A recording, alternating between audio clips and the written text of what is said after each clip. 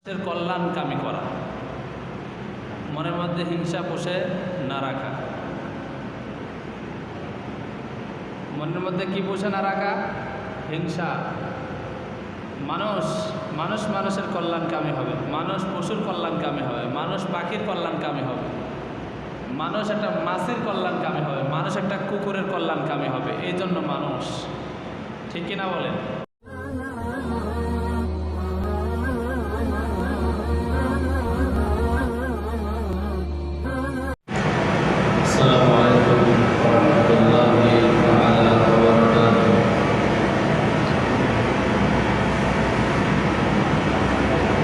إن الحمد لله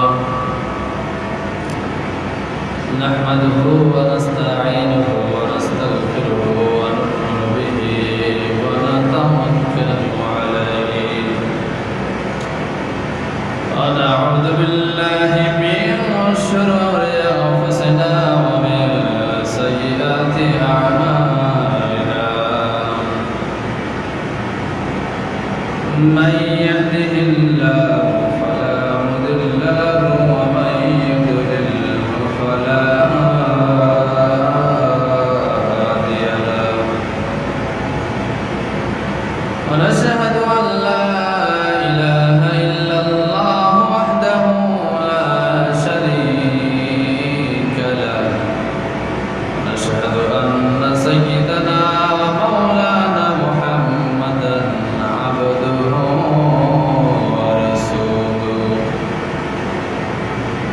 أما بعد فأعوذ بالله من الشيطان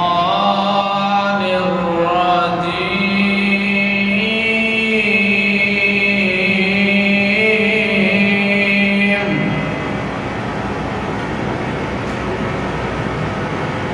بسم الله الرحمن الرحيم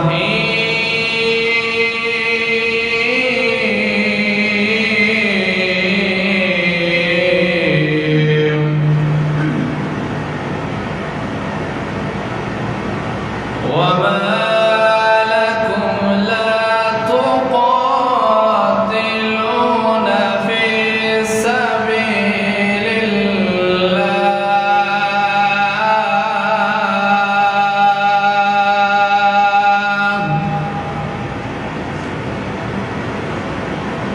وما لكم لا تقاتلون في سبيل الله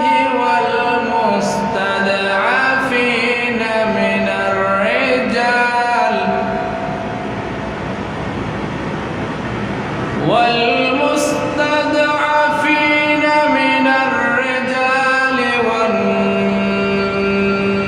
والنساء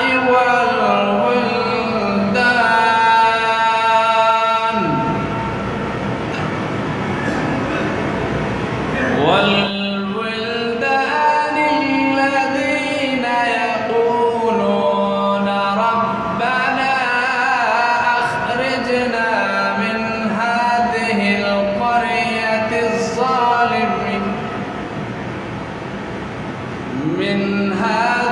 القرية الظالم أهلها واجعل لنا من لدنك وليا واجعل لنا من لدنك نصيرا صدقت يا ربنا إن الله وملائكته يصلون على النبي يا أيها الذين آمنوا صلوا عليه وسلموا تسليما اللهم صل على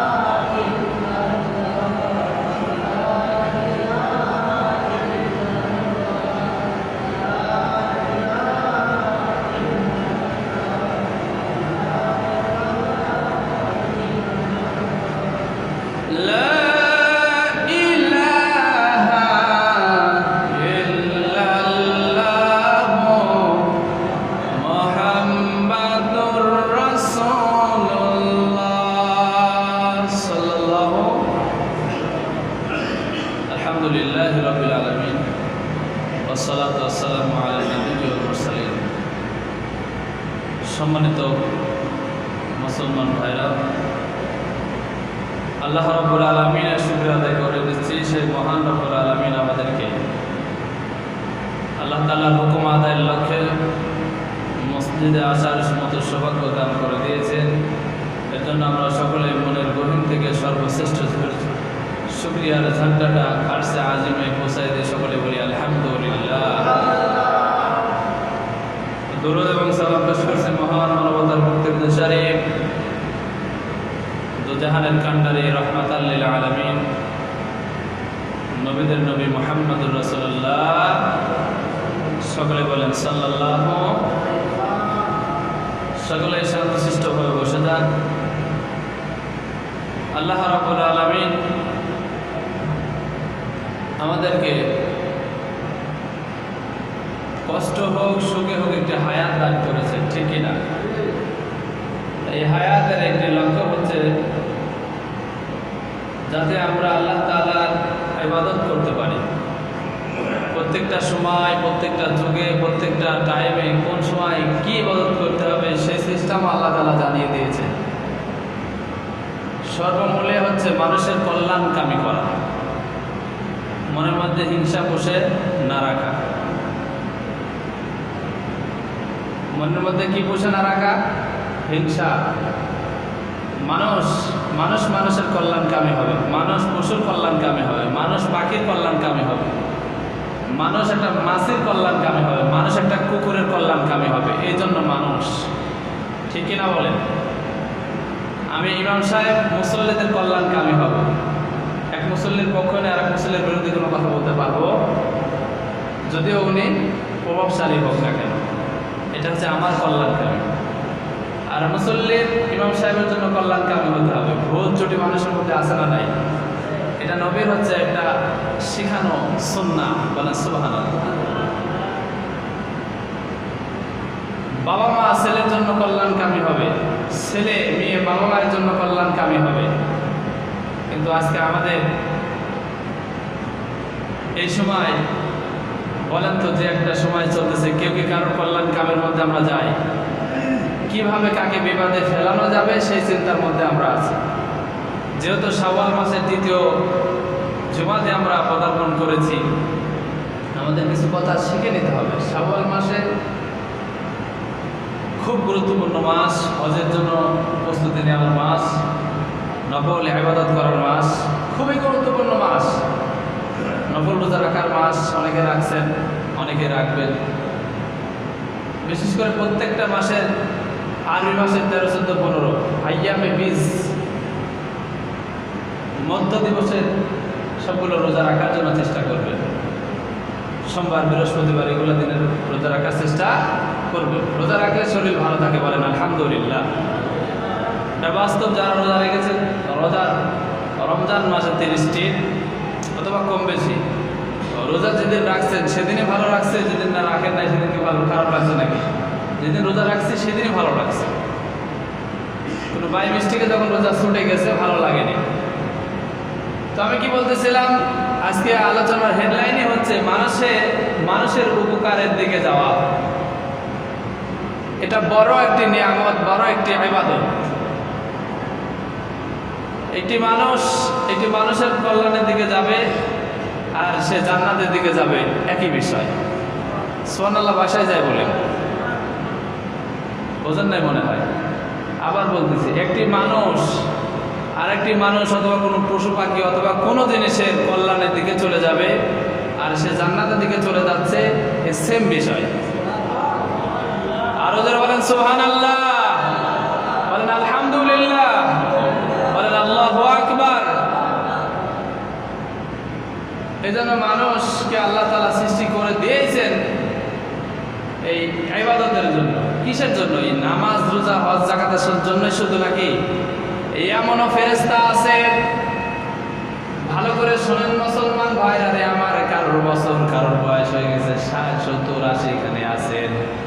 আমরা অনেকে আছি যুবক ভাইরা, ভালো করে খেয়াল করে শুনে নেন, এমনও কিছু ফেরেশতা আল্লাহ রাব্বুল আলামিন সৃষ্টি করে দিয়েছেন, যেই ফেরেশতা আল্লাহর নবী মিরাজের রাত্রে দেখে আসছেন, যেই ফেরেশতা দুনিয়ার সৃষ্টি লগ্ন থেকে এখনো পর্যন্ত আল্লাহ রাব্বুল আলামিনকে রুকুতে রাখছে, কিয়ামতের আগ পর্যন্ত এই অবস্থায় তিনি রুকুতেই থেকে যাবে।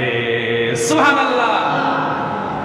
এমনও ফেরেশতা তিনি দেখে আসছেন যে এই দুনিয়া আখিরাতের শুরুর থেকে নিয়ে তিনি সিজদা অবস্থায় আছেন, কিয়ামতের আগ পর্যন্ত তিনি শুধু সিজদার মধ্যেই পড়ে থাকবে। সুবহানাল্লাহ। তাহলে আমার আর বান্দার, আমাদের মতো বান্দার সৃষ্টি করার দরকার ছিল আল্লাহর। বোঝেন নাই মনে হয় আমার কথাটা? আমার আর আপনাদের মতো মানুষ সৃষ্টি করা আল্লাহর দরকার ছিল না, কিন্তু আল্লাহ রাব্বুল আলামিন মানুষের উপকার, মানুষ দেখো অনেক কিছুর উপকার সাধন করবে, এই জন্য আল্লাহ রাব্বুল আলামিন আমাদেরকে সৃষ্টি করে দিয়েছে। সুবহানাল্লাহ। ইবাদত বন্দেগী ফেরেশতাও করে, ফেরেশতাকে খায়, ফেরেশতা কি দুনিয়ায় বিচরণ করে? আমাদের মধ্যে বেবি বাচ্চা আছে নাকি? এত টেনশন আছে? এই জন্য আল্লাহ রাব্বুল আলামিন বলতেছে, যদি সব কিছু করার পরেও যদি আমার বান্দা সারাদিন ক্লান্ত শ্রান্ত হয়ে যদি একবার আল্লাহ বলে, আমি বান্দাকে মাফ করে দেব। সুবহানাল্লাহ। সমস্ত যুগ সার শেষ, গুনাহ করতে করতে একদমই নিমজ্জিত হয়ে গেছে, আর তারা কোনো মনে করেন গুনাহ করার সময়ও নাই। গুনাহ করার সময় তো লাগবে, তাই না? গুনাহ করতে তো একটা শক্তি লাগে, টাকা পয়সা লাগে, সেটাও তার আর নাই।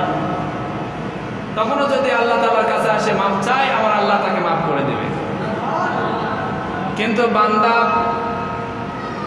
এত ভুলের মধ্যে নিমজ্জিত, বারবার ভুল করে, একটা বারের জন্য অনুশোচিত হয় না, নিজের গুনাহ যে আছে সেটার জন্য ভারাক্রান্ত হৃদয় হয় না। এমন ভাব, অন্যায় করে আবার চোরের বার বড় গলা, আছে না নাই? এরকম সিস্টেম করা যাবে না। এজন্য কল্যাণকামিতার কারণে বাগদাদের মধ্যে একবার ইসলাম অনেক প্রচার হচ্ছে, যেদিক দিয়ে ইসলাম ঢোকে সেদিক দিয়ে ইসলামের পতাকা পথ করে উড্ডীন হয়ে যায়। বলে সুবহানাল্লাহ। কিন্তু কিভাবে সম্ভব, কিভাবে হলো, এটা জানার জন্য একজন খ্রিস্টান, একজন ইহুদি তিনি চিন্তা করলেন যে মুসলমানদের কালিমার মধ্যে অথবা মুসলমানদের ইসলাম ধর্মের মধ্যে কি এমন আছে যার কারণে যে সাইডে ইসলাম যায় সেই সাইডে মানুষগুলা ইসলামের ছায়াতলে চলে আসে। সুবহানাল্লাহ। সেটার কারণ কি? তিনি বাগদাদ সফরে চলে গেলেন। বাগদাদ সফরে যাওয়ার পরে তিনি যাইতে যাইতে যখন সন্ধ্যা হয়ে গিয়েছে, রাত্রে বাতির দরকার, তেলের দরকার, কিছু সামানার দরকার, তিনি এক দোকানে সামানাগুলা কিনতে গেছে, আসবাবপত্র জিনিসপত্রগুলা কিনতে গিয়েছেন। ভালো করে শোনেন মুসলমান ভাইরা রে আমার, ইসলাম যে কত সুন্দর জিনিস, হিংসার জিনিস নয়, একে অপরের পিছে লাগার জিনিস নয়, কারোর ক্ষতি করার জিনিস নয়। ইসলাম একমাত্র যেটা আল্লাহ তাআলার কাছে মনোনীত, ইন্নাদ-দীনা ইনদাল্লাহিল ইসলাম।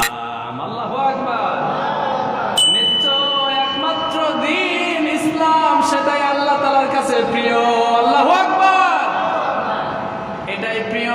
এই জন্য ইসলাম ছাড়া অন্য জায়গায় কোনোদিন শান্তি আসবেও না, আসতে পারেও না। কথা বলেন ঠিক কিনা? আসবে নাকি ইসলাম ছাড়া অন্য জায়গায় কোনো? ওই খ্রিস্টান আসবাবপত্র কেনার জন্য যখন ওই মুসলমানদের দোকানের দিকে চলে যায়, মুসলমানকে বলে একটা কম্বল দাও, একটা খাতা দাও, বালিশ দাও, ইত্যাদি কিছু যা যা লাগবে তা তো চাচ্ছে। তখন ওই মুসলমান দোকানদার বলতেছে, ভাই আমার কাছে আপনি যা চেয়েছেন সব কিছুই আছে, কিন্তু আমি আপনাকে দেব না। এই জিনিসগুলা ওই যে অপোজিটিভ একটা দোকান দেখতেছেন, ওটা আমার ভাই, মুসলমান ভাই, এই মুসলমান ভাইয়ের দোকান থেকে আপনি নিয়ে নেন, এবং আমি যা দামে দিতাম স্বল্পমূল্যে, খুব হালকা মূল্যে আমি দিয়ে দিতাম, আমি ইশারা করে দিচ্ছি উনিও দিয়ে দিবেন। তখন খ্রিস্টান ওই মুসলমান দ্বিতীয় যে দোকান, সেই দোকানে চলে যাওয়ার পরে সবকিছু নিলেন। নেওয়ার পরে কৌতূহল জাগলো, কি ব্যাপার, এই মাল তো একই মাল তার দোকানেও আছে, কিন্তু তার দোকান থেকে না দেওয়ার কারণ কি, সেই কারণটা যাচাই করার জন্য, কারণটা জানার জন্য কৌতূহল হলো। তিনি আবার প্রথম দোকানে ফিরে আসলেন। ও ভাই, এই একই মাল আপনার দোকানেও ছিল, আপনি দিলে তো আপনার লাভ হতো, আপনি কেন দিলেন না? আপনি না দেওয়ার কারণ কি? বলতেছে, ভাই কল্যাণ কামিতা করেছি আমি একজন ভাইয়ের দোকানে, আমি সারাদিন বেচা কিনা করেছি, খুব ভালো বেচা কিনা করেছি। দেখবেন কিছু দোকান আছে প্রতিদিন বেচা কিনা হবে 2-4 হাজার, এমনও দোকান আছে 200-400 বেচা কিনা হয় না, ঠিক কিনা বলেন? এরকম সাইডে কিছু দোকান আছে না ভাই? বলতেছে, ভাই আমি সারাদিন টুকটাক আমার ফ্যামিলির জন্য টাকা পয়সা ইনকামের মতো একটা ব্যবস্থা করে নিয়েছি, বেচা কিনা হয়েছে, কিন্তু আমি সারাদিন দেখেছি ওই দোকানে কোনো কাস্টমার যায় না। এই জন্য তার ফ্যামিলিতে বাচ্চা কাচ্চা আছে, যাতে করে তারা একটু ভালো চলতে পারে, খেতে পারে, এই জন্য আমি কাস্টমার তোমাকে পাঠিয়ে দিয়েছি, যাতে করে অর্থ উপার্জন দিয়ে তার ফ্যামিলিকে চলাইতে পারে। সুবহানাল্লাহ। ওই খ্রিস্টান সঙ্গে সঙ্গে বলতেছে, এ কেমন ধর্ম? নিজের লাভ টাকা ছেড়ে দিয়ে আর একটা ভাইয়ের দিকে তাকায়, কল্যাণ কামিতার নজরে তাকায়, খয়ের খাইয়ের দিকে তাকায়। তোমাদের কালেমাটা আমাকে পড়িয়ে দাও, লা ইলাহা ইল্লাল্লাহু মুহাম্মাদুর রাসূলুল্লাহ। তখন তিনি আর পুরা বাগদাদ ঘুরে দেখলেন না, কারণ ভাতের পাতিলের মধ্যে একটি ভাত চিপ দিলেই দেখা বোঝা হয়ে যায় যে প্রত্যেকটা ভাত হয়ে গেছে, ঠিক কিনা বলেন? তিনি পুরা বাগদাদের মুসলমানদেরকে চিনে ফেললেন যে এই মুসলমানের ব্যবহার যদি এমন হয়, তাহলে মুসলমান আরো যারা আছে সবাই ভালো। সুবহানাল্লাহ। আরো যারা আছে, তাহলে মুসলমানদের আদব আখলাকে ব্যবহারে ইহুদি খ্রিস্টানরা কি হবে? মুসলমান হয়ে যাবে। কিন্তু আমরা যারা আছি, সত্যি করে বলেন, আপনার মনের মধ্যে হিংসা আছে না নাই? মুসলমান হয়ে আরেকজনের ক্ষতি করার সাধন আপনি কেমনে করেন? এটা কিন্তু করা যাবে না। কারণ এই জন্য ওই সময়টা তাবেঈনদের সময় ছিল, এই জন্য এরকম ছিল। আমাদের আস্তে আস্তে যুগগুলো আরো খারাপ হবে, এটাই স্বাভাবিক। তারপরেও আমাদেরকে হিংসা মুক্ত করে চলতে হবে। আদম আলাইহিস সালামকে সৃষ্টি করার পরে বললেন ফেরেশতাদেরকে সালাম দাও।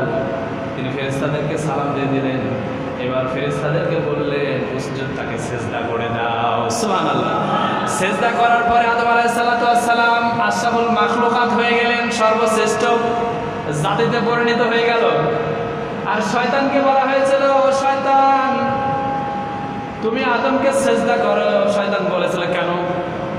আমি তো আগুনের তৈরি ও মাটির তৈরি, খলাকতানি মিন তিন ওয়া খলাকতাহু মিনান নার। আমি আগুনের তৈরি, হলো মাটির তৈরি, আমি কেন তাকে এই দেব? মানে প্রশ্ন করেছিল আল্লাহ তাআলার কাছে, জেরা কাটছিল। এমন কিছু মুসলমান আছে জেরা কাটে, আল্লাহর এই হুকুম করতে হবে কেন? যাকাত দিতে হবে কেন?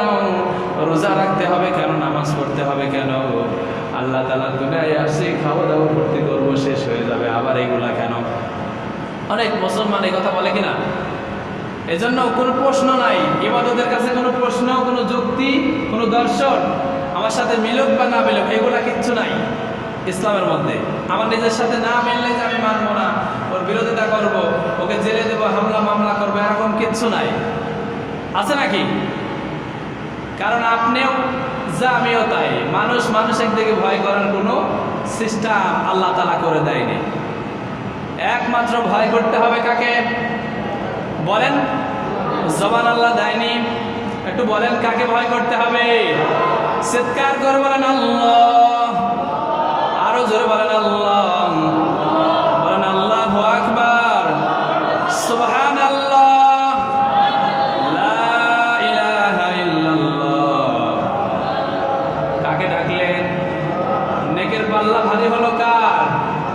এজন্য এগুলা বেশি বেশি জিকির আজকার করবে, মনটা ভালো থাকবে, কারোর ক্ষতি করার দিকে মন যাবে না। সুবহানাল্লাহ।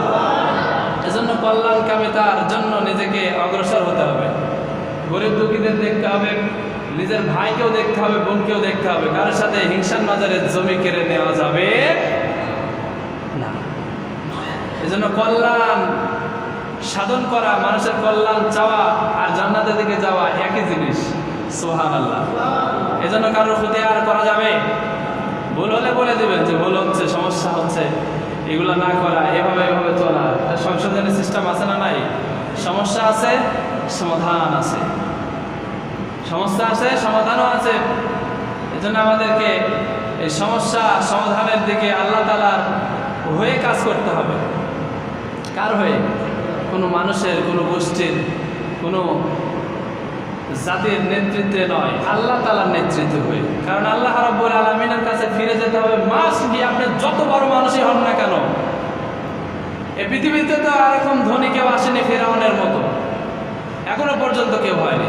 ও যত সম্পত্তি ছিল, ফেরাউনের বায়োডাটা খুঁজে দেখেন, শুটকি মাছ হয়ে আছে এখনো। অনেকে মানুষ যারা গেছে, আমার বন্ধু মিশরে গিয়েছে পড়ালেখা করার জন্য, সেও দেখে আসছে, অনেক পাউন্ড খরচ করে, অনেক টাকা পয়সা খরচ করে তাকে দেখে আসছে একটা নজর। কারণ তিনি আল্লাহ তাআলার দুশমন, হযরত মুসা আলাইহিস সালাতু ওয়াস সালামের দুশমন, ঠিক কিনা? বাস্তব সাক্ষী প্রমাণ এখন আমাদের মাঝে অটুট আছে। তারপরেও যদি আমরা মনে করি যে আল্লাহ তাআলার দিকে ফিরবো না, তাহলে আমার আপনার মতো কপাল ফাটা, কপাল পুরা মানুষ এই পৃথিবীতে হতে পারে না। হতে পারে? এই কিছু যুবক ভাইরা আছেন, এই মোবাইলের নেশার কারণে আপনি নামাজ পড়েন না, ফ্রি ফায়ার পাবজির কারণে আপনি নামাজে আসতে পারেন না, কিছু গার্লফ্রেন্ডের কারণে আপনি নামাজে আসতে পারেন না, অনেকের বাবা মা আছে না, দেখে না, ইয়াবার কারণে আপনি আসতে পারেন না, গাঁজার কারণে আসতে পারেন না। এই গাঁজা ইয়া বাবা একদিন, এই গার্লফ্রেন্ড একদিন আপনার নামে মামলা দায়ের করে আপনাকে জাহান্নামের মধ্যে ফেলে দিবে। কারণ ও বলবে, ওই গার্লফ্রেন্ড বলবে আল্লাহ আমার বয়ফ্রেন্ড ছিল, এই বয়ফ্রেন্ডের কারণে কথা বলতে বলতে আযান হয়ে গেছে, কোনদিন ফজর, কোনদিন জোহর, কোনদিন আসর, কোনদিন মাগরিব, কোনদিন ইশা, আমি টের পাই নাই। ওকে আগে জাহান্নামে দাও, তারপরে আমাকে দাও। এই জন্য কোরআনে কারিমের মধ্যে আল্লাহ তাআলা স্পষ্টই বলে দিয়েছে, এই যারা আমাদের উপরস্থ, আমাদের নেতা কর্মী যারা আছে, আমাদেরকে ইসলামের কথা বলেনি, আমাদেরকে কোরআনের কথা বলেনি, দাওয়াত দেয়নি, তারাও নামাজ পড়েনি, আমাদেরকেও বলেনি, আল্লাহ তাদেরকে আগে আমার পায়ের তলে দাও, ওই পা ওদের বুকের পারে পাড়া দিয়ে জাহান্নামে যাব, লাঞ্ছিত করবে, তারপরে আল্লাহ তাআলা তাদেরকে জাহান্নামে দিবে। এজন্য খুব সাবধান। আপনি কিভাবে চলবেন আপনি এখন ভেবে নেন, খুব সাবধান। আপনি কিভাবে চলবেন আপনি ভাবেন। সময় সংক্ষিপ্ত, একটা আশার বাণী আল্লাহ রাব্বুল আলামিন শুনিয়ে দিয়ে বলতেছেন, মা ইয়াফআলুল্লাহু বিআযাবিকুম ইন শাকারতুম ওয়া আমানতুম ওয়া কানাল্লাহু শাকিরুন আলীমা। আল্লাহু আকবার। আল্লাহ তাআলা বলতেছেন, বান্দা যদি শুকরগুজারকারী হয়, ভালো করে শুনুন, মা ইয়াফআলুল্লাহু বিআযাবিকুম ইন শাকারতুম ওয়া আমানতুম। বান্দা যদি শুকরগুজারকারী হয়, যদি শুকরিয়া আদায় করে, আর যদি ঈমান আনয়ন করে, আমি আল্লাহ রাব্বুল আলামিন তাদেরকে শাস্তি দিয়ে কি করব? সুবহানাল্লাহ। শাস্তি দিয়ে কি করবে? আল্লাহ বলতেছে, আমি আমার চিন্তা ভাবতে পারেন আপনি? আল্লাহ কত বড় একটা আশার বাণী আপনাকে শুনিয়ে দিচ্ছে।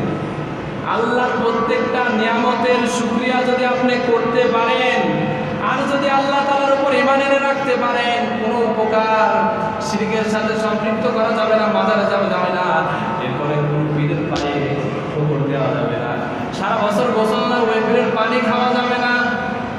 গোসল করাইলে পানি খাওয়া যায়, আছে না নাই? এরকম যদি আপনি করেন, তাহলে আপনি আমানতু বিল্লাহ এটা থাকা হলো না। আল্লাহর উপর যে ঈমান আনা হয় একষ্ঠভাবে, সেটা আর হয় না। আল্লাহ নিজেই বলতেছে, যদি সে প্রকৃতপক্ষে শুকরগুজারকারী বান্দা হতে পারে, আর যদি ঈমান আনয়ন করে থাকতে পারে, তাহলে আল্লাহ তাআলার কি দরকার আছে যে তিনি আমাদেরকে শাস্তি দিবেন? ইন্টারগেটিভ সেন্টেন্স, প্রশ্নবোধক সেন্টেন্স, শব্দ, যে আল্লাহ তাআলা শাস্তি দিয়ে কি করবে? কারণ আমরা তো শুকরগুজার ছিলাম, আমরা তো ঈমান এনেছি, কখনো কোনো কারোর উপর ভরসা করিনি, আল্লাহ ছাড়া একমাত্র কারোর উপর, আল্লাহকেই একমাত্র ভরসা করে চলেছি, আর কারোর উপর ভরসা করিনি। তাহলে আমাদের কোনো সমস্যা থাকবে না ইনশাআল্লাহ, বলেন ইনশাআল্লাহ। আর আল্লাহ তাআলা সকল কাজের পুরস্কার আল্লাহ তাআলা দান করবেন, সুবহানাল্লাহ। সকল সঠিক কাজের পুরস্কার কে দান করবেন? এজন্য আমাদের করা দরকার আছে না নাই? তো করা দরকার আছে না নাই?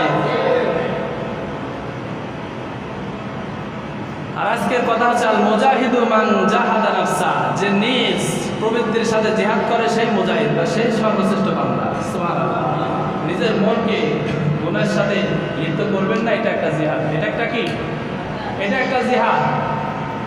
নিজের মনকে গুনাহের দিকে নেবেন না, এই যে একটা মনোভাব নিজের প্রবৃত্তিকে দাবায় রাখবেন, এটার নাম বড় জিহাদ। এটার নাম কি জিহাদ?